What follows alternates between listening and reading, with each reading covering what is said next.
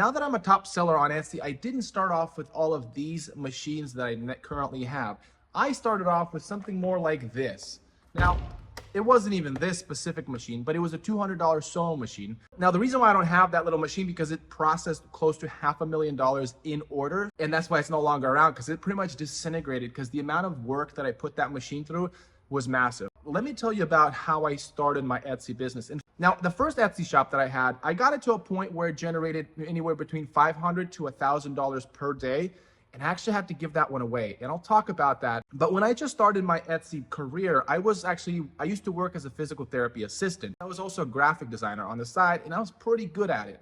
And the company said, hey, why don't we hire you as a retainer when they sold on what's called Etsy. Now, at that time, I didn't know what Etsy was, but I took the chance. Now, when I worked for this company designing their Etsy products, on one of my breaks, I came across one of the staff and they were complaining that when I came into this company, the amount of orders they were packaging skyrocketed, which means I had somewhat of a role to play in helping this company that I'm designing for with their designs. And that got me wondering, what if I start my own Etsy shop, applying all the stuff that they have taught me in combination with my design skills and designing for conversion-based design? I decided to take on the risk myself. I decided to maybe find opportunities to start my own Etsy business. At that time, my mom decided that she was done with working for an embroidery company. Luckily, at that time, my mom bought this embroidery machine. Now, you said, hey Vlad, but you said you started off with a sewing machine. Well, I did on my Etsy business. Now, with my mom, she bought this machine and I helped her grow that business to where it generated anywhere from $5,000 to $1,000 in sales per day. And we went through the first holiday season together with them, and this machine worked nonstop. It would start working from 4 a.m. to 3 a.m. and only 1 hour on the 24-hour period during the holiday season.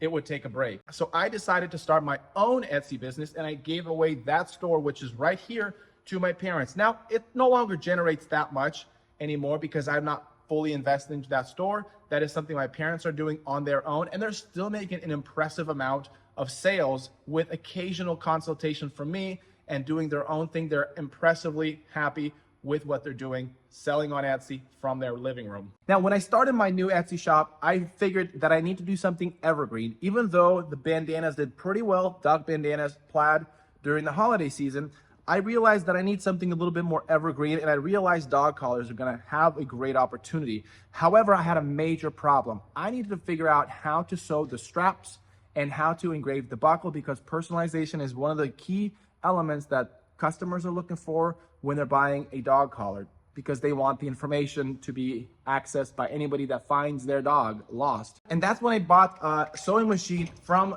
Walmart. Now, this is not the machine that I used because, like I said, the machine that I bought from Walmart was working so hard, it pretty much disintegrated. I'm really shocked that that sewing machine did really well. Now, when I got a sewing machine, I started to learn how to sew these straps. I needed to figure out a method in which I can sew the straps. Now, I didn't have these fancy machines. I needed to figure out a way to do it. Now, I just discovered a very long platform where they can just fold the flaps, kind of what a lot of people will use at stores when they're folding t-shirts and jackets and stuff like that and putting them on the shelf. It's like a folding mechanism. And I did something similar with the dog straps. Using temporary adhesive, I created a very effective way to make these straps, and then sewing it through a machine that I would have the attachments that I made out of just thin aluminum and bending it in such a way that would make these straps sew while keeping it in the same spot while I could just hold the pedal. So I just kind of invented my own way to making the straps. Now, after I had a very jerry-rigged way of making these straps, I needed to figure out how to personalize the buckles. That's when I phoned my friend. And the friend of mine had a machine like this that was able to engrave my collars. Now, at that point, I was no longer working for them because I was way too busy doing my own business. I only worked for them from home as an occasional project that they needed me to design for a particular line of product that they were going to release. Now, the way that our arrangement works is that I bring in my buckles and I would email them the files of the orders that are engraved ready, and all they would do is put them in templates like this and engrave it on the buckles. Now, that arrangement worked really well. However, because I'm paying them per buckle, the more buckles I would sell, the more money it would cost me. And so at some point I did decide to buy my own laser to save the money. Of course, they weren't happy, but they understand that it is just business. Now, because I made a very efficient way to make the straps, I was able to have some cash flow, some money that I can invest into buying more equipment. And I discovered this CNC machine. This CNC machine essentially puts together the collars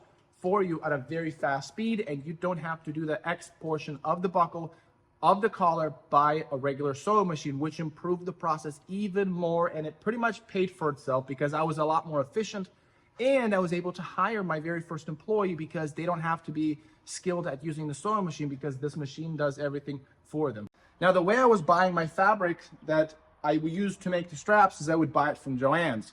However, the problem was the more products you sell of one particular listing, Joann tends to run out of that product very quick. I'd have to figure out a way to have unlimited access to a particular design if it starts to sell well. And that's when I reached out to Alibaba. Now, I used to have a very popular design that sold out absolutely everywhere on Joann's online, Joann's physical stores, because I was the one that was buying that particular design.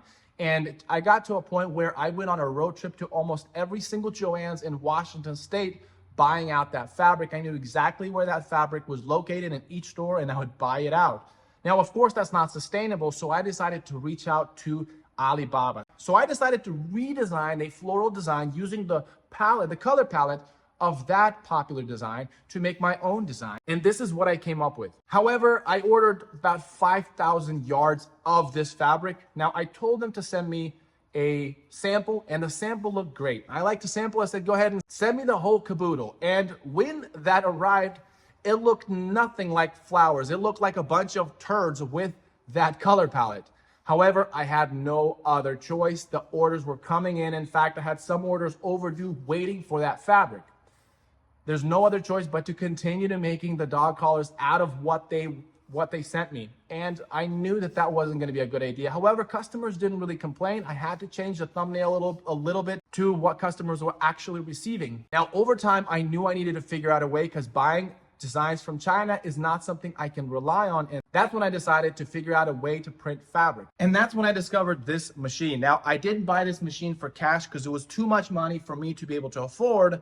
So I reached out to a leasing company that would have a way for me to be able to buy the equipment and pay them off and pay them monthly to pay off the machine. And I found a company, and they allowed me to do a 2-year lease with a month-to-month payment with a lease to own. Now, one thing I forgot to do is when I got this printer, I realized I needed a way to press the fabric because this is a sublimation printer, which means it prints on paper and then that color is raw and you need to apply pressure and heat for them to transfer onto fabric. Now, I needed to figure out a way to be able to do that. And I created a system on using my clamshell to press 12 or 13 inches at a time on a fabric and piece of paper that would be stretching out to the length of the dog collar strap. And so figuring out a way to use a clamshell, I was pressing the fabric at 13 inches at a time. Now, it was so much pressing that I actually had to hire somebody to do that all day. Now, I knew that wasn't sustainable, but that was all that I got at that time. But I did need to save enough to buy my next equipment, and that I was able to do after the second holiday season. I was able to save up enough money to buy this roll-to-roll heat press, and that made my pressing 100 times faster. And I mean 100 times literally, because when I would press with the clamshell, I'd have somebody that would press for a week, and the week's worth of work for that person to press the amount of fabric, this heat press can do it in 30 minutes, which allowed me to be even more profitable. And then I started to look, hey, if I can do it with this station, what else can I do to improve my other process? And I right away knew that I need to figure out a new way to make my straps. And that's when I discovered this machine. The amount of videos that I watched of Chinese manufacturing sewing shops, it's almost embarrassing, but I discovered that there are sewing machines that have 2 needles, 2 bobbins, and there were attachments that could fold the fabric and sew the straps all at the same time without using any glue. That made profit even by not using the temporary spray adhesive, but because I would buy a lot of those.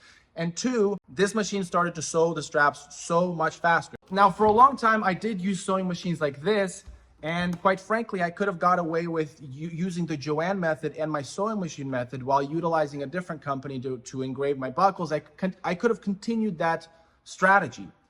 However, when you start to generate cash flow, you are able to afford machines that improve the process and make the process even easier. The reason why I decided to take these specific steps is because I had people in my life that were also successful, and they also had very expensive equipment and very efficient processes that they were able to teach me exactly how to do it right. Even going back when I worked for them, they taught me all the analytics, how Etsy works and how listings, how to put together a very well-crafted listings. All of that was very useful for me to get to where I am today. So the thing is I want to leave with you guys is the very thing that has made me successful through all of this. And there's something that was consistent through each stage of the process to get me to where I am today because of people, because of relationships that I've built. So these guys that have taught me everything they know about Etsy, they have infused my brain with that knowledge. To a lady in China that showed me this machine, to my mom showing me how to embroider, all those people in my life have helped me to get to where I am today. It's the knowledge that they have provided me with the experience that they brought forth to me that allowed me to get to where I am today. So what do you need to do? I would find somebody in your life, in your city, in your town that can do production or manufacturing or has succeeded on Etsy. I want you to get to know them. I want you to talk with them, ask them questions, help them to get you to a place to where you're not currently. And that's what growth really means. And a lot of you guys actually been asking me to put together a course because a lot of you are looking for that. And that's why I decided to make the course. So if you don't have somebody that can help you or teach you or guide you, check out the link in the description. I'll be more than happy to show you how to do it. And the course will be out on the 26th and the price will go up after that. So don't forget to sign up. Until next time, have a good one.